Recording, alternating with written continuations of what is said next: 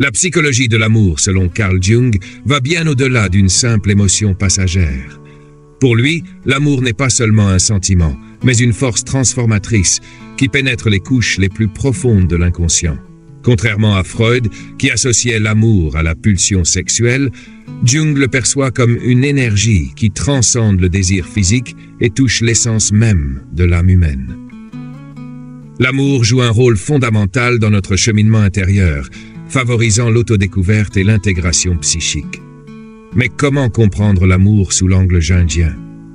Comment identifier lorsqu'un homme est amoureux, même s'il tente de le dissimuler derrière sa façade sociale?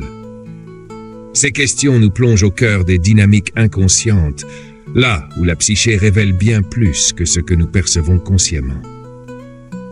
Avant d'aller plus loin, si ce que nous venons de dire vous parle et que vous voulez briser vos schémas répétitifs, abonnez-vous à la chaîne, likez la vidéo et partagez-la avec ceux qui pourraient en avoir besoin.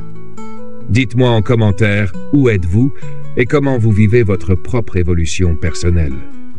Cet espace est pour ceux qui cherchent à comprendre la psychologie et à se transformer. Passons au cœur du sujet. Un homme peut cacher ses émotions par peur du rejet, de la vulnérabilité ou pour d'autres raisons profondément enracinées.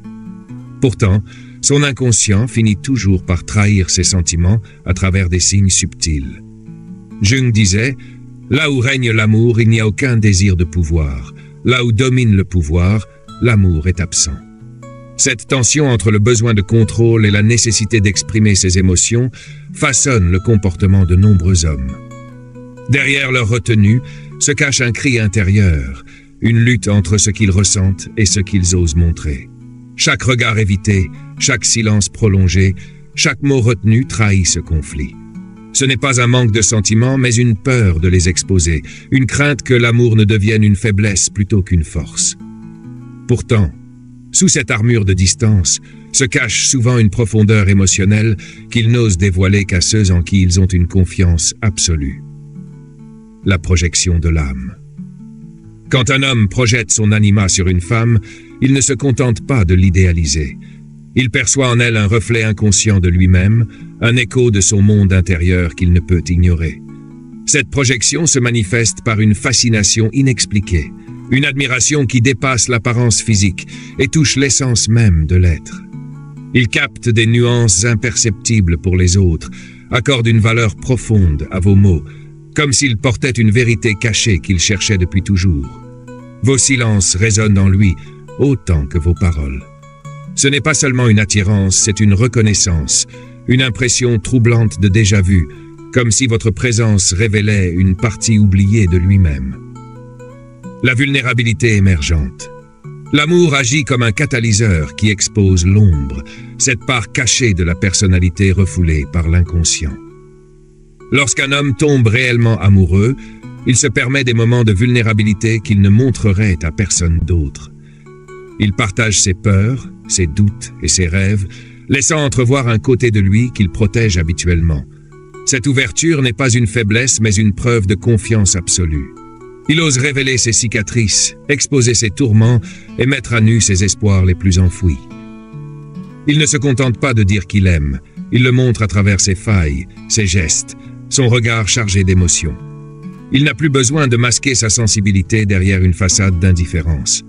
Plus il s'attache, plus il s'autorise à être lui-même, sans peur du jugement. Dans cette mise à nu émotionnelle, il cherche une connexion authentique, un amour qui transcende les masques et les apparences. Car lorsqu'un homme aime profondément, il ne cache plus, il se révèle entièrement dans sa beauté comme dans sa fragilité. Il ne fuit pas, il se livre, il ne joue pas, il vit. La transformation de la personne. Jung décrivait la personne comme le masque social que nous portons en société. L'amour fissure cette façade avec une force irrésistible. Il ne se contente pas de l'ébranler, il la brise, révélant l'être brut qui se cachait derrière. Un homme amoureux n'est plus simplement lui-même, il devient une version plus sincère, plus vulnérable et plus profonde de ce qu'il a toujours été. Il peut se découvrir plus chaleureux, plus spontané, s'abandonnant à des élans qu'il aurait autrefois réprimés. Il peut aussi se plonger dans une introspection plus intense, cherchant à comprendre ce bouleversement intérieur qui le transforme. Il adopte un comportement qu'il n'aurait jamais cru possible, abandonnant ses défenses pour se laisser toucher par une vérité plus grande que lui. Car l'amour ne se contente pas de changer un homme, il le révèle, il l'oblige à renaître. Les rêves révélateurs. Pour Jung, les rêves sont le langage de l'inconscient, des messages codés que notre psyché nous envoie lorsqu'elle tente de nous parler au-delà des mots. Lorsqu'un homme est amoureux, ses rêves prennent une dimension symbolique encore plus intense. L'eau représente ses émotions profondes, le feu son désir brûlant, le voyage sa transformation intérieure, et l'arbre son ancrage et sa croissance. Ces images ne sont jamais anodines, elles racontent une histoire intime, un processus de métamorphose. Jung disait « Qui regarde à l'extérieur rêve, qui regarde à l'intérieur s'éveille ». Les rêves sont des fenêtres ouvertes sur l'âme, des révélateurs de vérités cachées. Lorsqu'un homme rêve de vous, ce n'est pas un simple hasard. C'est l'écho d'une empreinte indélébile laissée dans son inconscient. Il peut rêver d'un dialogue jamais eu, d'un lieu mystérieux, d'une rencontre hors du temps. Un homme en quête de sens trouvera souvent dans ses rêves des réponses qu'il n'ose affronter en pleine lumière. Dans ses visions nocturnes, il lutte parfois contre des tempêtes ou gravit des montagnes escarpées. Ce sont les symboles de ses épreuves intérieures. Peut-être rêve-t-il d'un feu ardent qui refuse de s'éteindre ou d'un océan infini où il se laisse porter. Ces images traduisent son désir, sa peur, son combat intérieur. Napoléon disait « L'imagination gouverne le monde ». Et dans le royaume de l'inconscient, l'imagination façonne la réalité bien plus que nous ne le pensons. Car les rêves ne sont pas de simples illusions nocturnes, ils sont les messagers de l'âme, les éclats d'une vérité que l'homme n'ose encore dire à voix haute, l'intégration des opposés. L'amour authentique déclenche un processus de réconciliation entre différentes facettes de soi. Un homme peut osciller entre force et tendresse, rationalité et émotion, indépendance et besoin de proximité.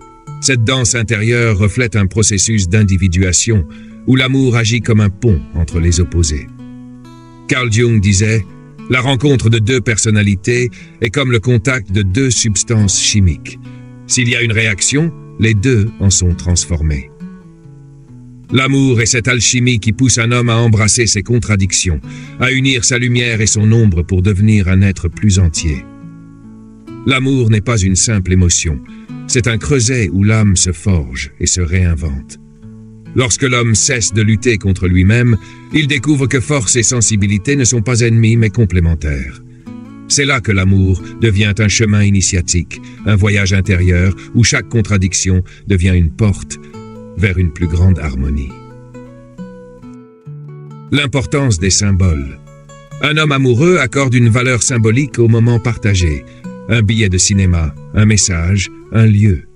Ces objets, en apparence anodins, deviennent des ancrages émotionnels puissants, témoins silencieux de son attachement.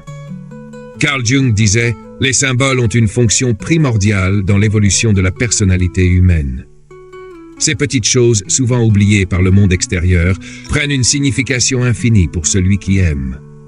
Un simple objet devient le miroir de ses émotions profondes, comme un ancrage dans le temps et l'espace. Prenez l'exemple d'un billet de cinéma, un cadeau ou même un vieux ticket de métro. Pour l'homme amoureux, cela ne représente pas seulement un moment passé, mais un fragment de son histoire partagée avec l'autre. Ces objets portent en eux des souvenirs, des émotions encapsulées dans le quotidien. Un objet, aussi modeste soit-il, peut être le témoin de la plus grande des passions. Je me souviens d'une anecdote racontée par un ami qui parlait d'un vieux ticket de train qu'il conservait depuis des années. Ce ticket ne représentait pas simplement un trajet, mais un voyage qu'il avait fait avec une personne très chère, un voyage qui avait marqué une étape clé dans sa vie. Chaque fois qu'il le retrouvait, c'était comme une connexion directe avec un moment particulier de bonheur partagé. La symbolique est également omniprésente dans les cultures. Comme le disait Napoléon Bonaparte, le secret du pouvoir est de comprendre la symbolique des événements et des objets. Les symboles sont des clés qui ouvrent des portes invisibles de l'esprit et de l'âme. Un petit geste, un mot, un regard peuvent faire écho à des significations profondes, bien au-delà de leur apparente simplicité. En fin de compte, l'amour nous apprend à lire ses symboles, à voir ce que les autres ne peuvent pas voir. Un simple souvenir peut devenir une source de réconfort, un ancrage émotionnel qui nous permet de nous raccrocher à un lien précieux quand le monde semble s'effondrer autour de nous. L'expression du moi authentique. L'amour permet à un homme de se révéler. Il commence à partager ses rêves, ses aspirations profondes, des aspects de sa personnalité qu'il gardait enfouis. Il abandonne peu à peu l'image qu'il projetait pour laisser émerger son être véritable. Comme le disait Carl Jung, celui qui regarde à l'extérieur rêve, celui qui regarde à l'intérieur s'éveille. L'amour l'incite à ce regard intérieur, à cette introspection essentielle, qui fait naître une nouvelle version de lui-même. Il n'est plus prisonnier de son masque social, il s'autorise à être vulnérable, à se libérer des chaînes de ses peurs. Comme le disait Rainer Maria Rilke, l'amour consiste à ce que chacun, dans l'autre, révèle ce qu'il est réellement. Ce n'est pas seulement une question d'épanouissement, mais de transformation radicale.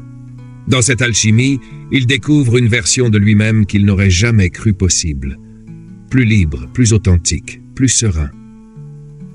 Cette métamorphose est incarnée par la beauté des grandes histoires d'amour, celle qui pousse l'individu à se dépasser et à se réinventer. Un homme amoureux se libère des attentes extérieures pour accepter enfin son essence, sa vérité. Il se livre, se montre tel qu'il est, et c'est dans cette vulnérabilité qu'il trouve une immense force. L'amour ne l'amoindrit pas, il l'élève. L'amour, une alchimie transformatrice. Jung comparait l'amour à une réaction chimique. Lorsque deux âmes se rencontrent, elles se transforment mutuellement. Ce processus n'est pas une simple passion éphémère, mais un voyage initiatique vers la connaissance de soi. C'est une alchimie silencieuse, un murmure intime entre les cœurs, qui forge un chemin vers une profondeur insoupçonnée. L'amour véritable, ce n'est pas seulement un éclair de lumière dans la nuit, mais une lueur persistante qui éclaire nos ténèbres intérieures. C'est un révélateur qui déshabille notre âme, un accélérateur de croissance psychologique qui nous confronte à nos parts les plus sombres, à nos blessures oubliées, pour nous permettre de transcender nos limitations et atteindre une plus grande plénitude. C'est dans cette danse de lumière et d'ombre que l'on se découvre véritablement, que l'on devient enfin entier. Ce processus nous invite à ouvrir nos bras au chaos, à accepter nos failles et à en faire le terreau fertile d'une transformation profonde et douce. Que pensez-vous de cette vision jungienne de l'amour? Avez-vous déjà ressenti ou observé ces dynamiques dans vos relations? Partagez votre expérience dans les commentaires. Si ce contenu vous a inspiré, n'oubliez pas de vous abonner à la chaîne, d'aimer la vidéo et de la partager avec ceux qui pourraient en bénéficier. Et dites-moi, d'où nous regardez-vous? J'aimerais savoir d'où vous nous accompagnez sur ce voyage de compréhension de soi.